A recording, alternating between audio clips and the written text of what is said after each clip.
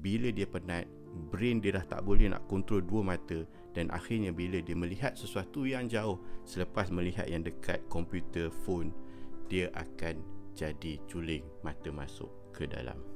Adam ni bila tengok sebenarnya dia tak ada masalah rabun, tak nampak kabur pun. Tapi nanti saya akan bincangkan kemudian tentang rabun dia yang agak special, yang mungkin menyebabkan mata dia jadi macam ni.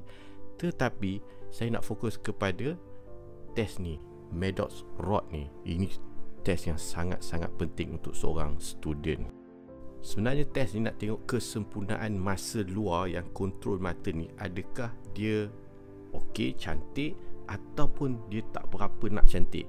Adam sepatutnya nampak mata dia macam ni bila dia letakkan cermin macam ni dan dihalakan satu cahaya. Ini cahaya lah yang kuning ya. Adam dia nampak macam ni. Ini yang ada masalah sikit ni.